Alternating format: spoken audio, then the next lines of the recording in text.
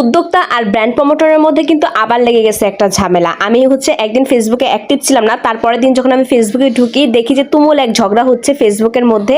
তো এটা আমি মিস করে ফেলছি। এমন দেশে বাস করি যে 1 মিনিটও ফেসবুক থেকে দূরে থাকতে পারি না, কত ঘটনায় ঘটে যায়, কত বিনোদনই আমরা মিস করি। যাই হোক, কিছুদিন এই ঝগড়াঝাটি থেকে কিন্তু দূরে ছিলাম, মানে এটা দেখতে হয়নি। মডেল নূপুর ফেসবুক কাঁপাইছে, এখন কিন্তু আবার সেই পুরনো ঝগড়া শুরু হয়ে গেছে। এই ঘটনা শুরু হয়েছে ওয়েস্টার্ন ড্রেসের সাথে টিপ পরা। অনেকেই নাকি ফ্যাশন সেন্স বুঝে না, অনেকে ফ্যাশন করতে পারে না। তো এই টপিক নিয়েই ঝামেলাটা শুরু। আর এই যে ব্র্যান্ড প্রমোটার এই কথাটা বলেছে, এটা যাকে বলেছে সেও বুঝতে পেরেছে এটা কাকে বলেছে, জনগণও কিন্তু বুঝতে পেরেছে এটা কাকে বলেছে। ব্র্যান্ড প্রমোটার কিন্তু একটা খোঁচা মেরে দিল, ওয়েস্টার্ন ড্রেসের সাথে টিপ পরে, ফ্যাশন বুঝে না। তো এটা যাকে বলছে সেটা আমাদের তনি আপা, এটা বুঝাই যায়।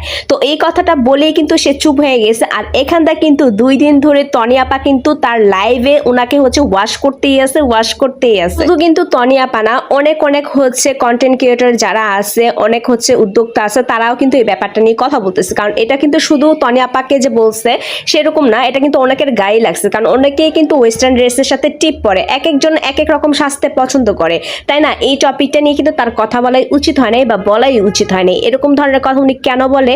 অনেকেই বলতেছে উনি ভিউর জন্য এই ধরনের কথা বলে ভাইরাল হতে চায়। তনি আপাকে এইসব কথা বলে উনি ভাইরাল হতে চায়, এর জন্য এই ধরনের কথা বলে।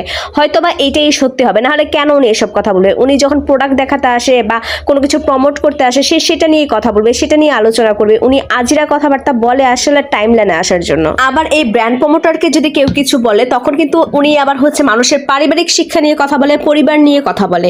আপনি যখন অন্যকে নিয়ে কথা বলেন, অন্যের ফ্যাশন সেন্স নিয়ে কথা বলেন, আশেপাশে মানুষকে নিয়ে কথা বলেন, তখন আপনার পারিবারিক শিক্ষা কোথায় থাকে? আপনার পরিবার কি শিখিয়ে দিয়েছে আপনাকে মানুষকে নিয়ে আলোচনা করে ভাইরাল হওয়ার জন্য? শুধু কিন্তু তাই না, উনি অন্যের স্টাইল নিয়ে কথা বলে। উনি যে নিজে স্টাইল করে, যে ধরনের ড্রেস পরে, ফিশ কাট ড্রেস পরে, এই মোটা মোটা হাতগুলা নিয়ে উনাকে মানায় কিনা সেটা কি উনি কখনো দেখেছে?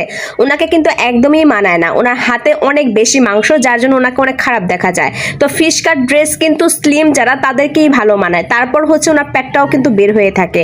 তো অন্যকে নিয়ে কথা বলার আগে কিন্তু আগে নিজের দিকে তাকানো উচিত, পোশাক, নিজের স্টাইল নিয়ে কিন্তু ভাবা উচিত। যাই হোক, তনি আপা এখন অনেক খেপে গেছে, ওনাকে প্রতিটা লাইভে ওয়াশ করতেছে। তো এই ভিডিওগুলো সামনে আসতেছে আমার, তাই আমি এই ব্যাপার নিয়ে একটু কথা বললাম আর কি। তবে এটা কিন্তু ঠিক না, কাউরে নিয়ে কিন্তু কথা বলা উচিত না। অনেকে হয়তো টিপ পছন্দ করে, তাই টিপ বেশি পড়ে। তো এই ধরনের কথা বলা বলে উল্টাপাল্টা কথা বলে গালিগালাজ খাওয়ার কোনো মানেই হয় না। যাই হোক, এখন সব কিছুর বাদে একটা খুশির সংবাদ, সেটা গতকালকে কিন্তু অনেকেই মনিটাইজেশন পেয়ে গেছে, আলহামদুলিল্লাহ যারা পেয়েছে।